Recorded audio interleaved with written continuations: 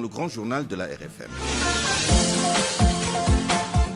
À la une de l'actualité, tremblement de terre meurtrier en Turquie et en Syrie. Pas de Sénégalais parmi les milliers de morts et de disparus, mais 2 de nos compatriotes blessés dans les séismes à répétition. L'ONG Horizon Sans Frontières demande la mise en place d'une cellule de crise au Sénégal. Nouveau remous sur le front social du secteur de la santé. Sit-in ce matin à l'hôpital Madlaboul Fawzaini de Touba. Grève à l'appel de And Guessum et des travailleurs des collectivités territoriales. Et puis, retour de parquet pour les militants et sympathisants de PASTEF arrêtés le 2 février dernier à la cité Keur Gorgui. Ils attendent d'être entendus par le procureur aujourd'hui. Dans notre rubrique Point de vue, nous parlerons de l'emploi des jeunes au Sénégal et plus précisément du rôle du secteur privé dans la création d'emplois et dans la lutte contre le chômage. À la mise en onde de cette édition, Abdoulaye Diop.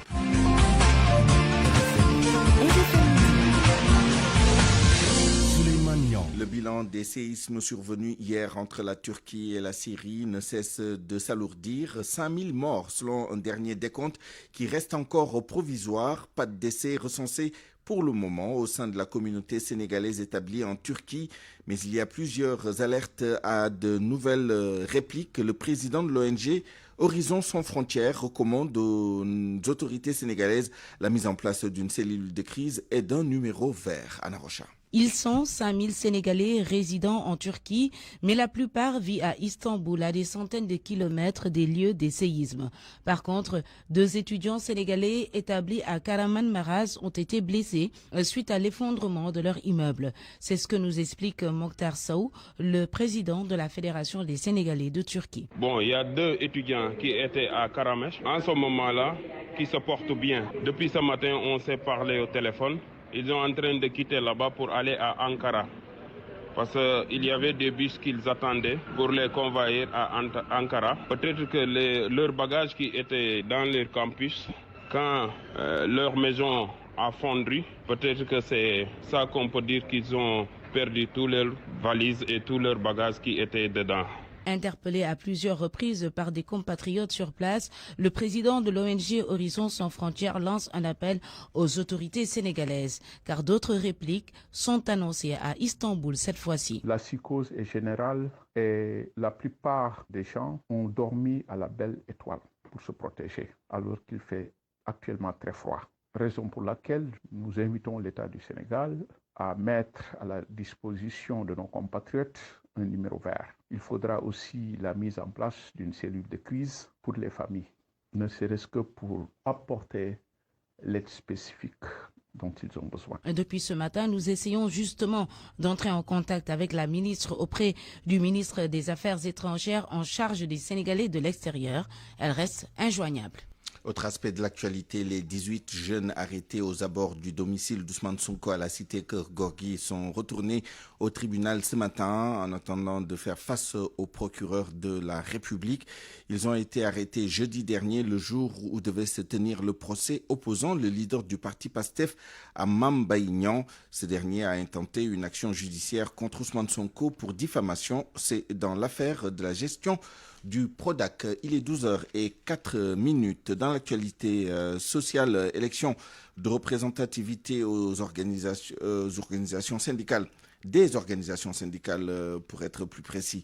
Le CELS était à Diourbel pour discuter des enjeux de ces élections prévues du 6 au 13 mars prochain. Ils se disent prêts à accompagner le système en apportant des corrections aux difficultés traversées par l'école, notamment la question des décisionnaires.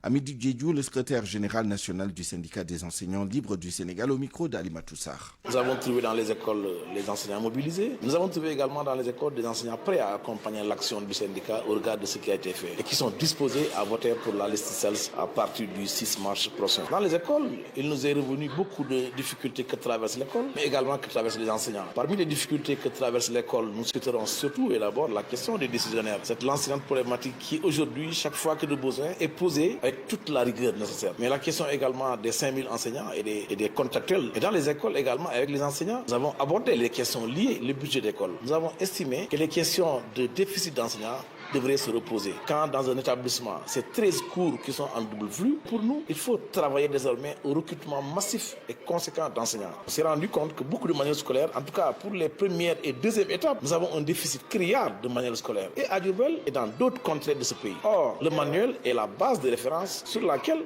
chaque enseignant peut travailler valablement. L'action du gouvernement, ça doit consister justement à doter suffisamment de manuels scolaires aux écoles, mais également à doter suffisamment de tables blancs aux écoles. Au-delà de ça, d'autres questions sont revenues. Les questions liées au budget des établissements. Aujourd'hui, ce sont les directeurs d'école eux-mêmes qui mettent la main à la poche pour s'acheter, créer d'autres outils devant permettre justement de dérouler de l'enseignement-apprentissage. Ce qui pour nous doit être corrigé. Il faut choisir quelqu'un qui durant ces 5 prochaines années va porter légitimement non seulement les difficultés que rencontrent les enseignants, il faut choisir également une organisation qui doit porter les difficultés que rencontre l'école sénégalaise. Éducation toujours, le village de Falor sera doté bientôt d'un collège pour permettre aux élèves de poursuivre leurs études après l'obtention de l'entrée en 6e. Il s'agit là d'une vieille doléance, un don d'un partenaire qui évitera aux élèves de marcher jusqu'à Mbour. Ndeye Matidian. Ce collège va être construit sur 1,5 hectare à Falor. Le maire de Malicounda a procédé à la pose de la première pierre pour un démarrage immédiat des travaux.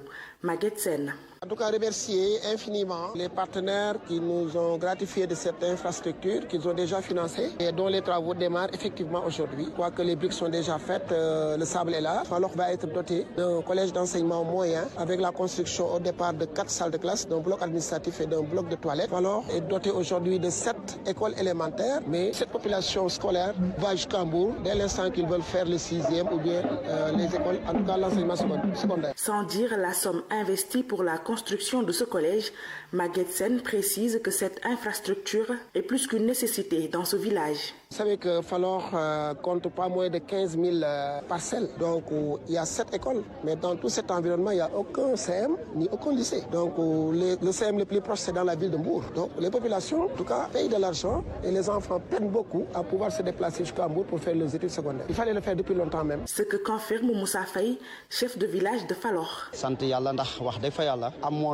Nous ne pouvons que nous en réjouir. Nos enfants avaient vraiment besoin de ce collège. Ils font des kilomètres avant de rallier Mbour. Et c'est très dur. Nous sommes vraiment contents. Des milliers d'élèves du village de Falor sont obligés d'aller à Mbour pour poursuivre leurs études secondaires. C'est pour cela que Maguette Sen, maire de la commune de Malicounda, compte faire de ce collège un lycée dans un avenir proche. Ndeye Matidian, Falor, Radio Futur Média. RFM, l'info, c'est ici. L'info, c'est ici. Dans le secteur de la santé, And Gueusseum lance son 10e plan d'action. 96 heures de grève à partir d'aujourd'hui. Cessation de toute activité du programme de vaccination des assemblées générales sur tout le territoire national. Voici Sidi Ndiaye, secrétaire général de la FGTS, membre de And Gueusseum. Il a été joint tout à l'heure par notre reporter Koumba Sandiane Faye. Le 10e plan d'action a commencé aujourd'hui et je suis actuellement à Rufisque pour une assemblée générale de toute la composante de l'intersyndicale, la CNTS, la CNTS-FC, l'UNSAS et la FGTS. Donc nous avons démarré l'assemblée générale qui, comme vous le savez, doit concerner tout le département de Dakar. Et ensuite, le 10, nous serons à Dakar pour une autre assemblée générale. Mais comme vous le savez très bien, ce 10e plan d'action a comme particularité de corser la dose. C'est-à-dire que maintenant, les grèves perlées de 48 et de 24 heures, on a arrêté. On a décidé de faire 96 heures de grève à partir d'aujourd'hui, en tout cas jusqu'à vendredi.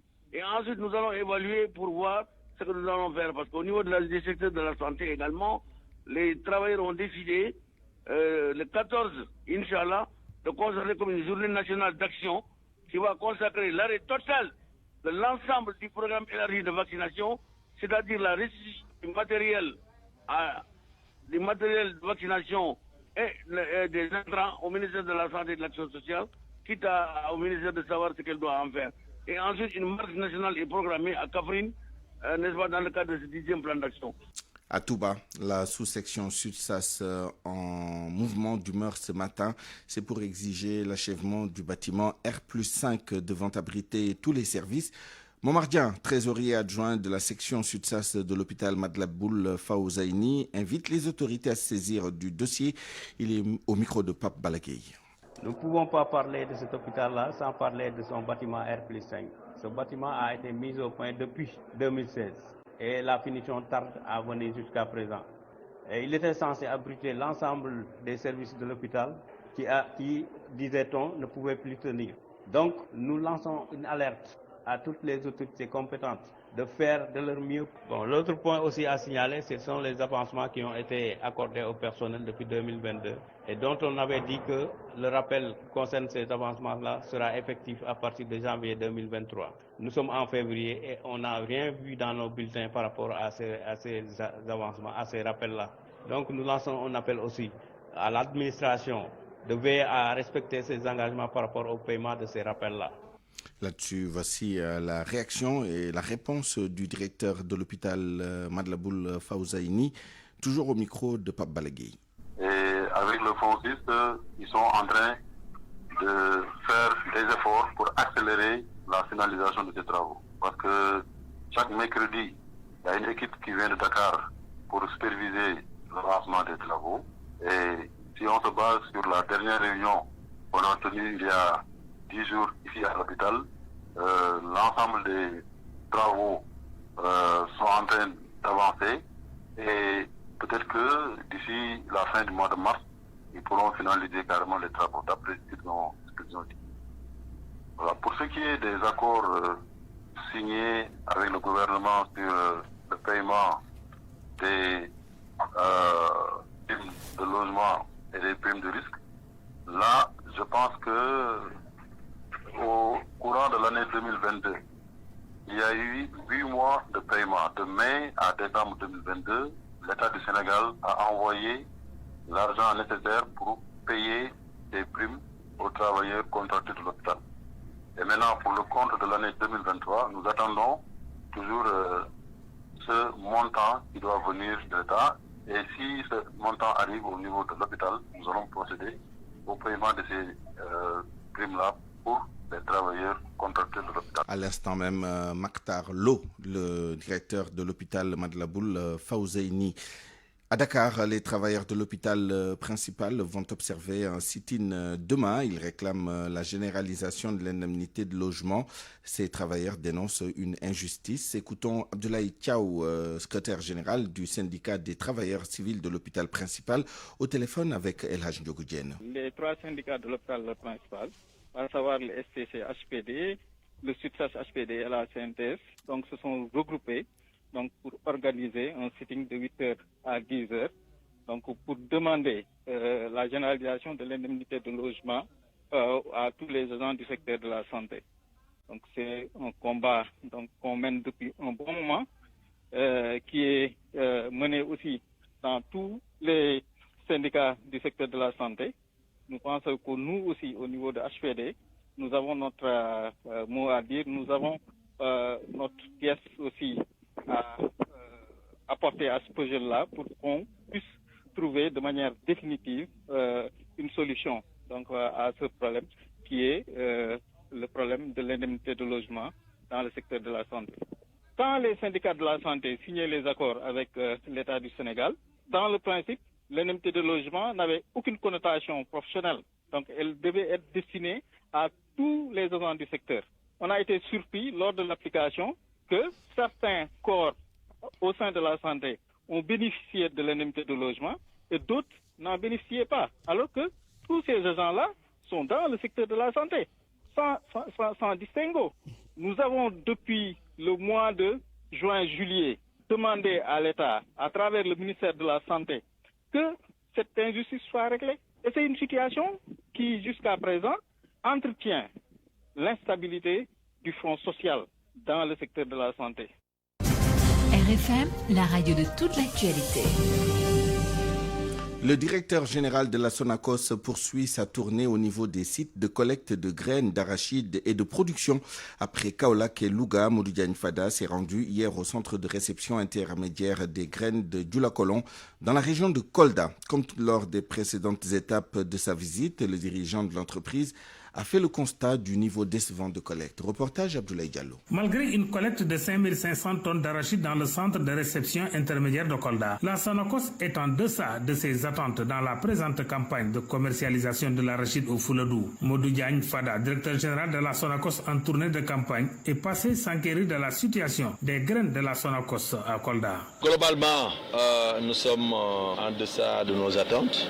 Nous l'avons dit partout et nous le répétons ici à Kolda. Cette quantité d'arachide comparée à celle de l'année dernière, c'est à peu près le même stock selon Modou Diagne Fada. Et si on le compare, ce tonnage, avec celui de l'année dernière à la même période, c'est exactement la même chose. C'est-à-dire, l'année dernière, à pareille date, nous avions 5500 et quelques. Cette année aussi, à pareille date, nous avons 5500 et quelques. Avec leurs 16 000 tonnes collectées par les points de la Sonacos au niveau national, celui de la région de Kolda arrive en peloton de tête. Constatons que les centres de réception intermédiaires que nous avons installés à travers le pays, nous en avons un ici à Kolda, un à Sintimalem, un autre à Idemourit, le site de Kolda et le site où nous avons trouvé la plus grande quantité de graines sur toute l'étendue du territoire national.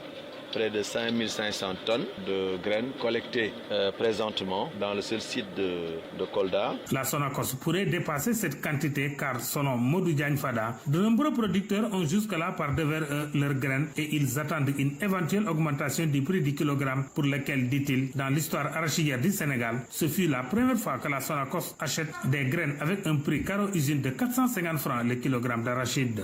RFM Kolda, Abdoulaye Diallo. Abdoulaye Diallo, ajoutons que les producteurs du bassin arachidier attendent leur part des 85 milliards annoncés par le chef de l'État pour la modernisation de l'agriculture. Selon Cheikh Tidiane Cissé, il faut éliminer les lobbies qui s'accaparent du matériel agricole, entre autres intrants qui ne parviennent souvent pas aux petits producteurs. Le secrétaire général des paysans du bassin arachidier considère que les petits producteurs sont toujours oubliés dans les programmes agricoles. Il est joint au téléphone par Ibrahima Diamé. Il y a un grand lobby au niveau de ces tracteurs-là, parce que généralement, c'est des paysans du dimanche qui reçoivent ça et que, par contre, il y a un petit nombre qui reçoivent ces tracteurs et que aussi ces tracteurs aussi demandent la garantie au niveau des banques. Et je pense que c'est ça qui empêche à ce que le petit producteur puisse prendre le tracteur, parce que le tracteur améliore les rendements.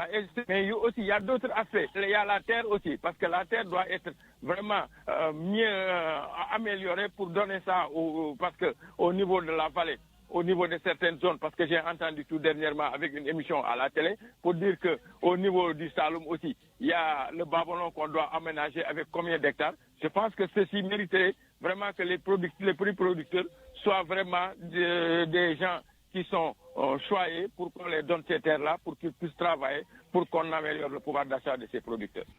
Et puis le prix de l'oignon qui continue d'augmenter sur le marché à Kaolack. Le kilogramme est vendu à 600 voire 700 francs le kilo. Une situation qui inquiète vendeurs et clients. Ils interpellent les autorités. Reportage Fatoumbo. L'oignon importé inonde le marché à Kaolack. Ici, les prix ne sont pas en baisse, une situation qui inquiète ces vendeurs. Modofal et Aïssatou indexent les commerçants. Le sac coûte 14 000, voire 13 700 francs. Les prix restent intacts et je pense que ce sont les commerçants qui sont à l'origine. L'affluence est au rendez-vous. Mais les prix ne cessent de fléchir. Vendeurs et clientes ne parlent même plus le même langage.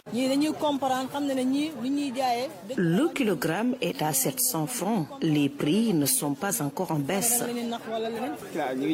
Certaines clientes ne sont pas compréhensives. Elles croient que nous sommes fautifs. Cette flambée des prix des denrées de première nécessité préoccupe Kumbatiam. Cette ménagère ne sait plus à quel sens se vouer. Vous achetez le kilogramme de l'oignon à 800 francs. La baisse du prix du riz et de l'huile n'est pas considérable. C'est vraiment dur.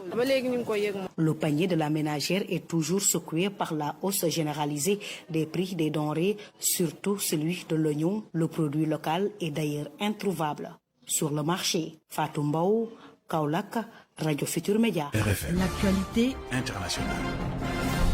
À 12h20, le journal international avec vous, Georges Déthié Diop. Bonjour. Bonjour Souleymane Niang. Les séismes en Turquie et en Syrie, le bilan ne cesse de s'alourdir. Il dépasse désormais 5000 morts, vous l'avez d'ailleurs dit, au moment où l'aide internationale est attendue. Mariama Diallo.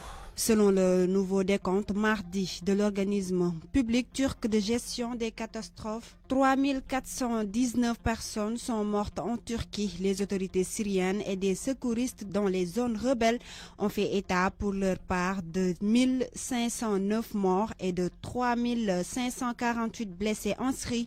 Au total, quelques 23 millions de personnes pourraient être touchées par ces séismes, a indiqué mardi l'Organisation mondiale de la santé, promettant son soutien sur le long terme après l'envoi d'aides d'urgence. Les secours se sont acharnés dans le froid pour sauver chaque vie qui pourrait l'être. Le mauvais temps qui plane sur l'Anatolie complique la tâche au secours et rend le sort des rescapés plus amer encore. L'aide internationale à la Turquie a donc commencé à arriver ce mardi avec les premières équipes de secouristes de France et du Qatar notamment. Le président américain Joe Biden a promis à son homologue Erdogan toute l'aide nécessaire. Les Français envisageaient de se rendre en particulier à Kahramanmaraş, épicentre du premier séisme, région difficile d'accès et profondément meurtrie. Selon la Maison-Blanche, 2 détachements américains de 79 secouristes chacun se préparaient lundi à se rendre sur place. La Chine a donné 6 millions de dollars à la Turquie, incluant des secouristes spécialisés en milieu urbain, des équipes médicales et du matériel d'urgence. Selon le président turc, au total, 45 pays ont proposé leur aide. Et puis l'international ghanéen Christian Atsu a été sorti des décombres d'un immeuble à Hatay avec des blessures. Le joueur d'Hatay Sport, qui a notamment joué pour Newcastle et fait des passages à Chelsea, Everton et Bournemouth, a été pris au piège après les tremblements de terre. Au Mali, face à l'insécurité, le nombre de déplacés se multiplie. Des centaines de personnes arrivent dans la ville de Gao. Elles ont fui les persécutions et menacent des groupes djihadistes de l'État islamique au Grand Sahara. Information confirmée par les autorités locales. Zanga Abdoulaye Ouattara. Il s'agit des habitants de Dogaï dans la commune d'Intilit qui ont été sommés par l'IGS de quitter leur localité. Depuis ce temps, ces populations arrivent en masse à Gao et à Doro, une commune proche de Gao. Les autorités communales comptent chaque jour l'arrivée à Gao d'une vingtaine de camions avec près de 40 déplacés dans chacun des véhicules. Selon elle, il est difficile d'établir pour le moment le nombre exact de ces déplacés puisqu'ils arrivent à tout moment de Dogaï et de tous les villages de la commune d'Intilit. Toutes ces personnes ont fui les massacres et les représailles de l'IGS, confirme un élu local. L'autorité précise également que des centaines de civils ont été tués depuis mars 2022 dans cette zone suite aux attaques de leur campement par des djihadistes. Au même moment, le palais de justice et la brigade de gendarmerie de Kemparana dans le cercle de sang ont été attaqués hier par des hommes armés non identifiés. Les autorités sécuritaires de la localité ont confirmé les faits. Selon elles, ils ont mis le feu aux 2 services. Mais à ce stade, aucun bilan précis n'est disponible. Attaques, vols de bétail, intimidation et enlèvements sont aussi enregistrés ces derniers temps dans le cercle de Massina, dans la région de Ségou. De Bamako, Zanga Abdoulaye Ouattara pour la radio Futur Média. Le ministre russe des Affaires étrangères est arrivé tôt ce matin à Bamako. Au menu de sa visite de 48 heures, Sergueï Lavrov doit rencontrer le président de la transition, le colonel Assimi Goïta, déjeuner de travail avec son homologue malien et puis une conférence de presse conjointe. Au Burkina Faso, le nouveau bilan de l'attaque de Bani dans la province de Seno dans le nord du pays. Au moins 25 personnes, dont 22 civils et 3 policiers ont été tués selon le gouverneur de la région du Sahel. Un précédent bilan donné dimanche par 2 habitants avait fait état d'au moins 12 morts. Au Somaliland, plus de 10 personnes ont été tuées lors d'affrontements entre milices armées loyales au gouvernement somalien et les forces de la République autoproclamée du Somaliland. Le ministre de l'Intérieur du Somaliland a accusé des milices alliées au chef coutumier d'avoir attaqué des camps militaires. À présent, vous nous amenez en Mauritanie où le procès de l'ex-président Mohamed Ould Abdelaziz est à son 7e jour. Et oui, et la bataille de procédure se poursuit, une bataille dominée par la question relative à la compétence du tribunal spécialisé dans les crimes de corruption. L'un des avocats de la défense, Maître Siré Clédorli, au micro de Mohamed Diop. Radicalement, ce tribunal est incompétent et la loi est très claire. Ce qu'on lui reproche, c'est des actes qu'il aurait commis alors qu'il exerçait son mandat et exerçait donc les fonctions de président de la République. Dès lors, si on le poursuit, déjà les faits ont appréhendé l'auteur et la qualité de l'auteur au moment des faits. Par voie de conséquence, cette qualité de l'auteur, on ne peut pas la détacher, n'est-ce pas, des faits lorsque la personne a quitté les fonctions présidentielles. Donc pour être un peu plus simple, n'est-ce pas, et la Constitution, elle est claire. Incompétent tribunal et vous continuez à défendre votre client devant ce même tribunal. Nous ne sommes pas allés au fond. D'abord, nous sommes en train, pendant 5 jours, nous débattons sur la compétence du tribunal. Donc, il faut que cette question soit résolue et que la Cour se déclare compétente pour pouvoir continuer. Sinon, le débat s'arrête et nous espérons que le débat s'arrêtera parce que c'est le droit. Maître Cyril Clédorli Souleymane, c'est la fin de cette page internationale. Merci Georges Déti Diop. Parole aux auditeurs. L'actualité, qu'en pensez-vous? Moi, je pense que vous devrez. Réagissez dans nos éditions d'information sur l'actualité. Bonjour. Du lundi au vendredi, vous avez la parole sur RFM.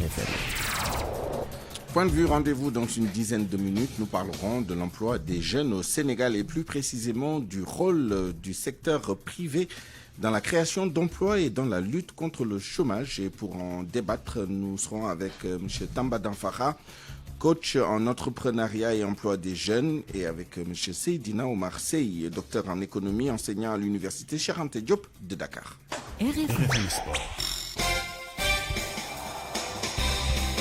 Le journal des sports présenté par Malal Junior Diagne. Bonjour Malal. Bonjour Souleymane. Handi Basket, les acteurs dénoncent le manque de moyens de leur fédération. Ils sont rouges de colère après le silence des autorités saisies pour un appui afin de démarrer le championnat national de handi basket. Pour se faire entendre, les acteurs ont décidé d'organiser une série de manifestations devant le siège devant le siège du ministère des Sports, mais également devant la direction générale des sociétés concernées. Cheikh Tidiane Ndiaye est le président de la toute nouvelle fédération handi basket du Sénégal. La fédération a des difficultés d'organiser le championnat national handi basket qui est composé de 14 clubs au niveau national qui se jouent en phase aller et retour. Maintenant, il y a 3 mois, on a écrit les sociétés comme la LONASE, Port Autonome de Dakar, AIBD, Kiren. Non seulement ils ne répondent pas à nos courriers, mais on les appelle, ils ne prennent pas nos appels ni répondent nos messages. Maintenant, nous avons des difficultés d'organiser ce championnat qui a un budget de 17 millions de francs. Une situation que nous jugeons vraiment déplorable parce que ces mêmes sociétés, au même moment, ils soutiennent la lutte, le football, le basket valide, le course hippique. Pourquoi cette discrimination? Pourquoi ce soutien de ciblage? Nous le déplorons avec dernière énergie. Maintenant, on va tenir un plan d'action. On a introduit une demande de marche au niveau du ministère des Sports le vendredi.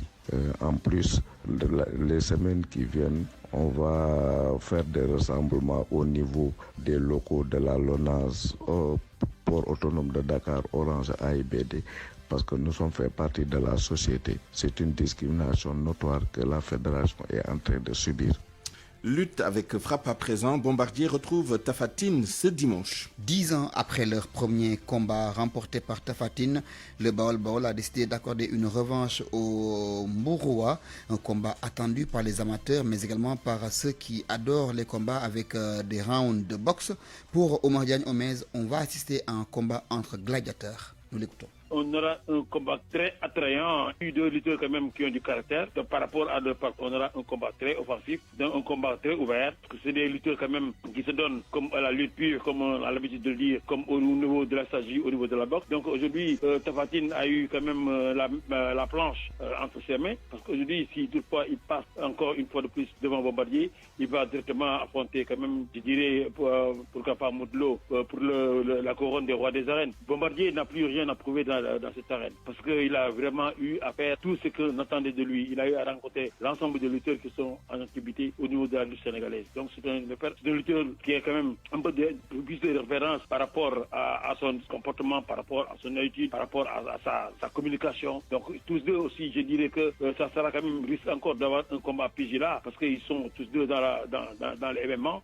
Donc ça implique la préparation qu'ils sont en train d'effectuer. ça risque d'être un combat quand même ensanglant. Et 10 ans, beaucoup de choses ont changé dans leur vie, dans leur plan d'entraînement, dans l'anatomie fonctionnelle de leur corps. Donc ça implique aujourd'hui, je dirais que stratégiquement, le combat doit être un combat stratégique, un combat bien réfléchi, avec l'observation qu'il faut quand même pour gagner ce combat.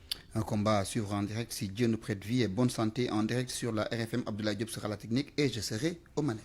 Après la victoire au CHAN en Algérie, Pape Mamadou Sy accueilli en héros à Louga. Toute la population était dehors pour accueillir le joueur de l'équipe nationale du Sénégal parmi l'équipe qui a remporté le CHAN, Pape Mamadou Sy, accueilli, remercié et honoré par les populations de sa ville. Nafissatou Ndiaye était à l'accueil. Chez les habitants de Louga, du stade Albouri Ndiaye au quartier Marbat, ils sont massivement sortis pour accueillir leur fils Pape Mamadou Sy. Le meilleur gardien de but du CHAN a sillonné toutes les grandes artères de sa ville natale avec les amateurs du football. C'est un grand plaisir et une fierté d'être accueilli comme ça par sa communauté. On a représenté notre pays à l'étranger et on est rentré avec la victoire. Le pensionnaire de Génération Foot revient sur leur difficile parcours. Ce n'était pas facile, nous n'étions pas parmi les favoris. Personne ne pensait qu'on pouvait atteindre ce niveau, mais voilà, on est champion. Le vainqueur du championnat d'Afrique des Nations, Pape Mamadou Sy, assure qu'il va investir dans sa ville natale. Je vais tout faire pour essayer d'aider la population. Sa grand-mère, très heureuse, partage sa joie. Il a mérité ce trophée. Mamadou est un jeune très courtois et passionné. Je lui souhaite une très bonne continuation dans ce qu'il fait. Je lui souhaite aussi une très longue vie. Comme tous les joueurs locaux, le pensionnaire de Génération Foot, Pape Mamadou Sy, rêve de s'engager à l'international, mais au-delà de tout, d'intégrer l'équipe nationale du Sénégal. Nafissatou Ndiaye, Louga, Radio Futur Média. Pape Mamadou Sy de Génération Foot, une valeur sûre pour remplacer ceux qui sont dans les bois de l'équipe nationale dans un futur très proche. C'est un bon gardien, grand de taille et qui va très vite au sol. N'est-ce pas? Merci beaucoup. Il est différent de Aliouba. Il appréciera. Merci beaucoup Malal Junior Diagne, il est 12h32. RFM, la presse du jour. Soumari.com et Ecobank, la banque panafricaine, vous offre votre revue de presse. La presse du jour avec Mohamed Ali Mouba. Bonjour. Rapport de la Cour des comptes, les enquêtes préliminaires démarrent. La DIC aux trousses des voleurs présumés du magot de la Covid. Depuis hier, les policiers ont carte blanche pour faire la chasse au trésor, suivre à la trace l'argent détourné par les voyous de la République, ministres et autres fonctionnaires présumés voleurs. Montant du préjudice près de 7 milliards sur les 1000 décaissés dans le cadre de la résilience. Toute personne impliquée sera devant la justice, assure à l'équipe de Hamadi Diouf, le procureur de la République. C'est le début donc des enquêtes préliminaires. Sud Quotidien se lance. Rapport de la Cour des comptes sur le fonds Force Covid-19. Le parquet entre en scène, titre le journal. Le procureur ouvre la chasse, écrit Vox Populi. Ça va cramer, promet sur ça. Ticket d'Emdik, bûcheron Besbi le jour. Et le compte est bon, s'enthousiasme Réumi Quotidien. Des ministères d'âge attendus devant les enquêteurs, prédit Tribune. L'observateur qui plonge ses lecteurs au cœur des enquêtes qui se préparent informe que les premières convocations vont être envoyées cette semaine même, et pour éviter que certains présumés délinquants ne prennent la fuite, les autorités vont notifier aux personnes impliquées une interdiction de sortie du territoire national. Et les risques gros, selon le confrère, de gros risques donc pèsent sur le patrimoine des mises en cause et de leurs complices. Le Forum civil attend de voir pour croire, écrit Walf Quotidien. La société civile veut des investigations rigoureuses et indépendantes, signale le Quotidien. La loi va-t-elle s'imposer dans toute sa rigueur aux pastéfiens écroués depuis hier à Diourbel pour participation à une manifestation non autorisée? En tout cas, à en croire Vox Populi, les 9 jeunes vont être jugés demain en audience flagrante délit. Pendant ce temps à Dakar, le camarade arrêté aux abords du domicile de Sonko pour trouble à l'ordre public. Une dizaine de jeunes en tout attendent la décision du parquet. L'Obs rappelle que Ibrahima Pouye et ses camarades voulaient rallier le domicile de leur leader pour lui témoigner leur soutien. En effet, le 2 février dernier, souvenez-vous, Sonko devait se confronter à Mamagnan qui l'accuse de l'avoir diffamé. Et les affaires s'amoncellent. Le leader de PASTEF continue d'en égrener la tonne et le quintal. Il n'en a pas fini avec la justice, loin de là, au-delà donc de celles connues, notamment suite de Beauté, l'affaire Mambayan, Diagne, etc. Il devrait compter avec la plainte déposée par un certain Frédéric Napel qui a saisi le parquet pour mise en danger de la vie d'autrui, appel au meurtre entre autres. Frédéric Napel est un policier, un agent de renseignement officiant à la présidence. Selon l'observateur, Frédéric a expliqué que lors de son point de presse, Sonko l'a traité de criminel capable de tuer pour un rien avant de lui coller l'étiquette de comploteur de la République, comploteur contre sa personne. Frédéric Napel, très remonté, de dire Sonko m'a qualifié aussi au cours de ce point de presse de top de traître de la nation,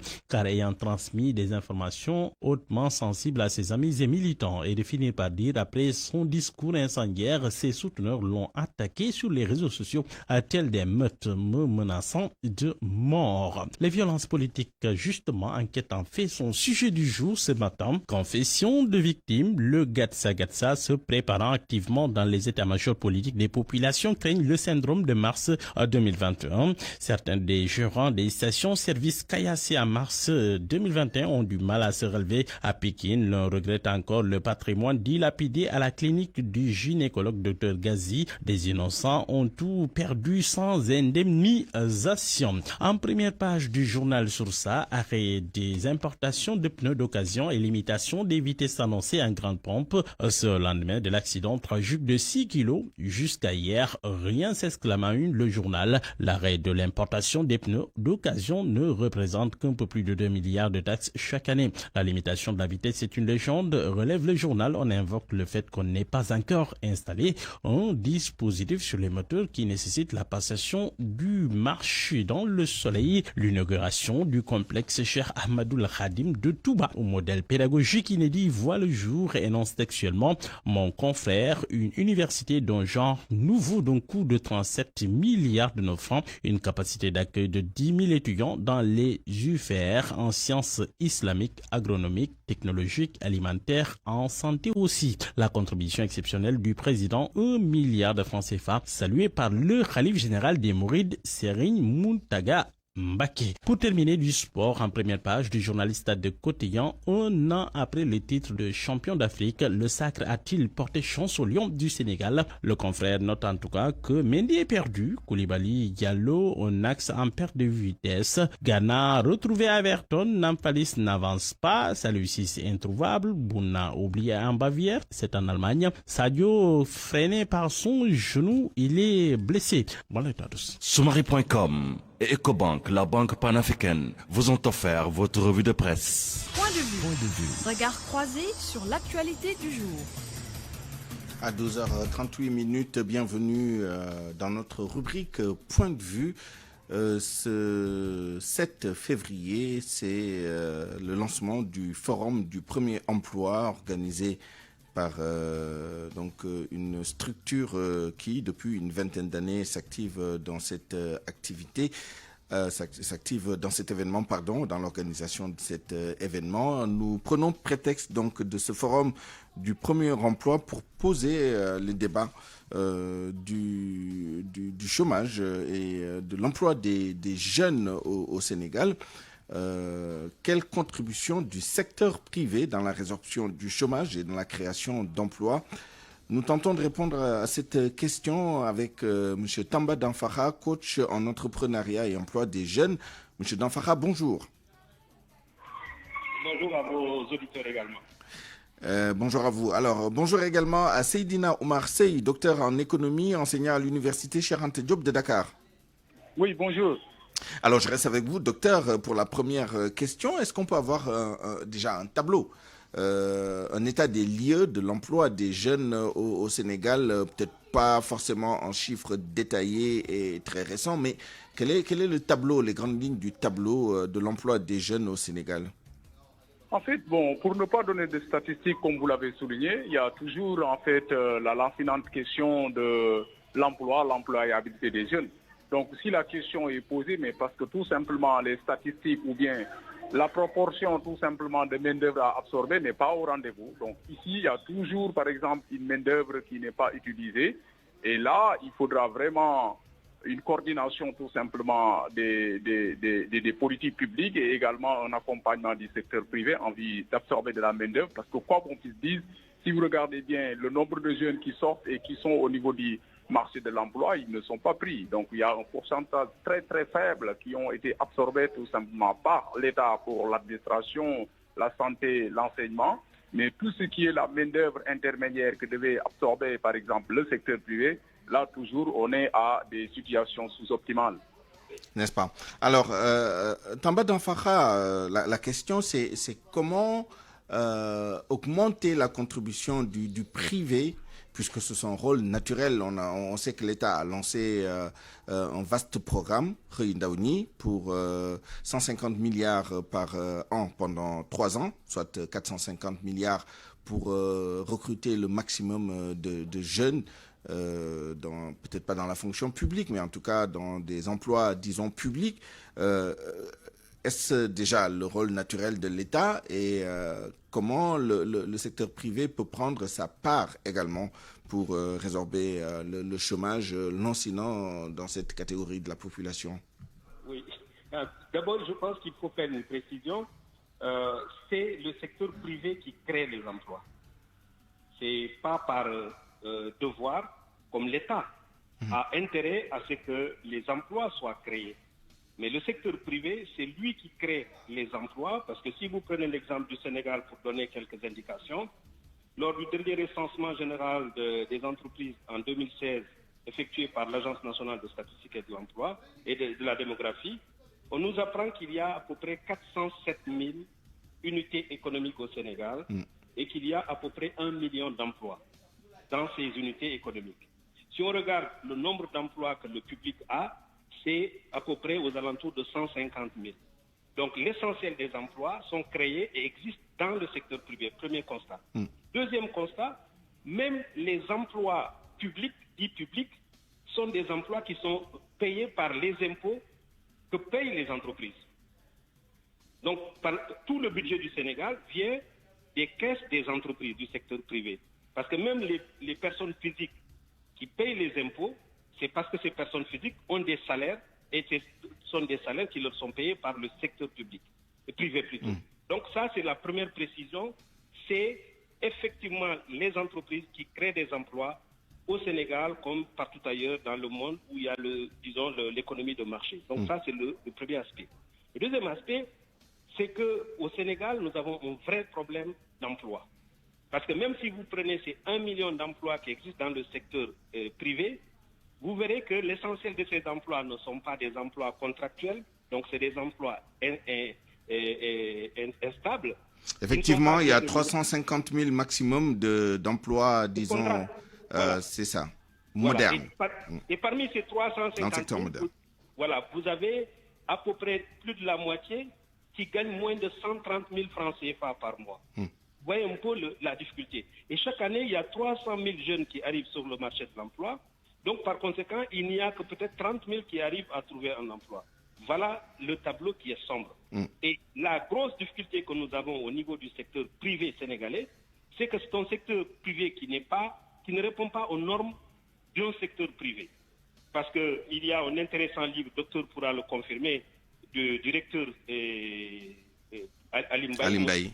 Voilà, qui a co-écrit un livre. Ils ont démontré en fait que le Sénégal n'a pas d'entreprise, puisqu'il y a l'informel et le secteur de rente, détenu par les entreprises des étrangers. Et ces secteurs-là ne sont pas compétitifs. Parce que qu'est-ce que la compétitivité pour une entreprise? C'est de produire plus et de vendre moins. En produisant plus et en vendant moins, le secteur privé va non seulement amener du confort, mais va faire en sorte que ses propres activités puissent marcher. Or, nous avons un secteur informel. Aujourd'hui, vous allez poser la question à n'importe quelle entreprise informelle. Oui, quel est votre métier? Ils n'en ont pas. Donc, si les entreprises n'ont pas de métier précis, comment voulez-vous que les écoles qui font un excellent travail puissent voir le produit de leur formation, trouver des emplois, puisque justement, il n'y a pas de métier. On en parlera tout à l'heure, l'adéquation formation-emploi et le hiatus qu'il y a entre les deux. Mais avant cela, docteur Seydina Omar Sey, devant ce tableau sombre, quelles sont vos préconisations, d'une part pour l'État, que doit faire l'État pour stimuler la création d'emplois au niveau du privé? Et deuxièmement, que pensez-vous du mantra du moment, c'est l'auto-emploi, l'auto-entrepreneuriat? Est-ce une solution viable? Oui, en quelque sorte. En fait, moi je vais abonder dans le même sens. Il l'a souligné. C'est-à-dire que si vous regardez bien le secteur privé, on n'a pas exploité tout simplement le potentiel de la main-d'œuvre tout simplement qui se trouve au pays. Parce qu'on a un secteur privé très faible, comme il l'a dit au niveau, tous les chercheurs du pays sont d'accord là-dessus. C'est-à-dire il nous faudra un secteur privé fort. En quoi faisant? Il nous faut un secteur, c'est-à-dire un consortium d'entreprises privées au Sénégal. Comment mobiliser l'épargne nationale et que ces petites et moyennes entreprises, par exemple, tout ce qui est les champions, qu'on appelle par exemple les capitaines d'industrie, il nous faudra obtenir tout simplement ce consortium de secteurs privés forts pour aller vers des unités de production industrielle de petites et moyennes entreprises en vue d'absorber cette main-d'œuvre. Mais toujours est-il qu'il faudrait également s'adapter par rapport aux besoins du marché. C'est juste par rapport à la formation. Mais est-ce que de l'autre côté, jamais toujours on parle de l'adéquation de la formation et la demande du marché? Et de l'autre côté, moi je pense bien on doit changer de lunette conceptuelle, mais surtout à ce secteur privé, d'adapter tout simplement l'offre de production tout simplement, c'est-à-dire l'offre de main-d'œuvre. Il faudra aller vers ces besoins-là et aller vers tout simplement des secteurs qui sont plus porteurs en termes d'absorption de main-d'œuvre. Je veux parler tout simplement de tout ce qui est la transformation structurelle de notre économie, en passant par l'agriculture, mais surtout des métiers porteurs, en l'occurrence les TIC.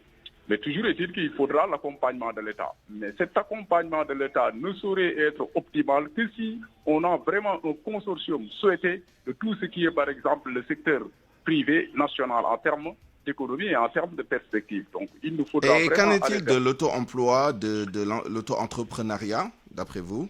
Oui, pour moi, la plupart du temps, on nous parle de l'auto-entrepreneuriat, mais si vous regardez bien au niveau de ces écoles de formation, ce sont des concepts.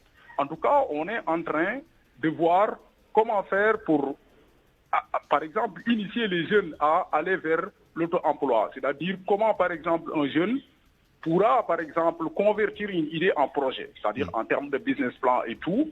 Maintenant, tout cela, il nous faudra une offre de formation en adéquation vers l'auto-emploi. Et cet auto-emploi-là, c'est tout simplement des formations intermédiaires. C'est-à-dire que Bac plus 2, vous avez des jeunes qui, par exemple, ne pourront pas être absorbés par l'élite, ni par rapport à des compétences pointues au niveau, par exemple, du secteur privé. Maintenant, il nous faudra des formations intermédiaires en vue de booster tout simplement cet auto-emploi dont vous parlez, dont le soubassement, c'est l'entrepreneuriat. N'est-ce pas l'entrepreneuriat, votre cœur de métier, Tamba Danfara? Quel est votre point de vue sur cette question? Est-ce que c'est une piste qui est suffisamment explorée, une opportunité saisie par les autorités pour résorber le chômage et créer davantage d'emplois, notamment formels? Oui, il faut saluer les efforts du gouvernement. Parce que depuis, je crois, 2012, il y a eu énormément de fonds qui ont été injectés dans le secteur de l'auto-emploi, de l'entrepreneuriat, et ils continuent de le faire.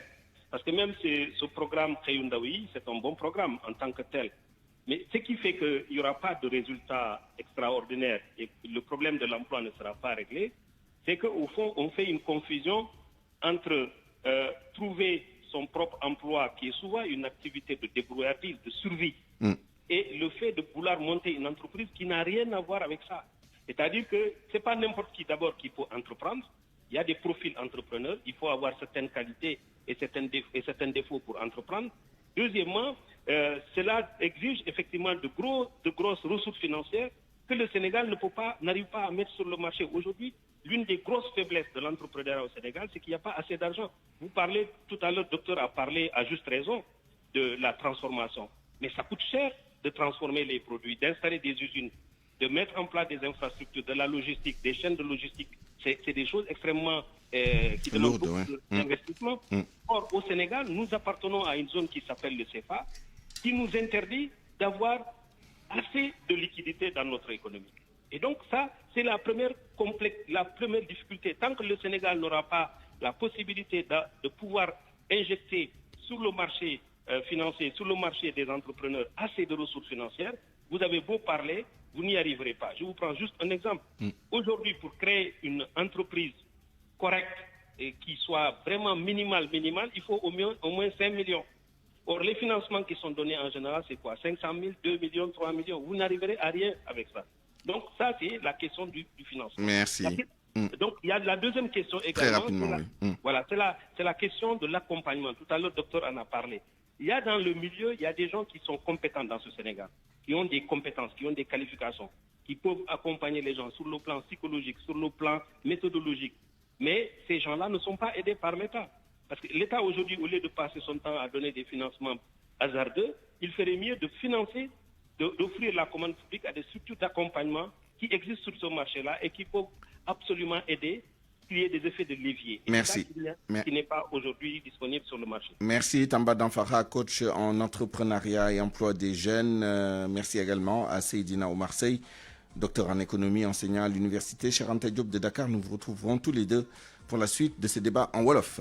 À 12h50, c'est la fin de cette édition. Je vous remercie de l'avoir suivi. Merci à toute l'équipe qui l'a préparé, à la rédaction en chef El Haj Ndiogoudjen, chef d'édition Awambaye avec Famadjon, à la mise en onde Abdoulaye Diop, digital Yassine Pouy, à la production Alioune Ba et Ibrahim Andour. À 13h, vous avez rendez-vous avec Famadjon pour le grand journal en Wolof. D'ici là, excellente suite des programmes sur la RFM. Au revoir.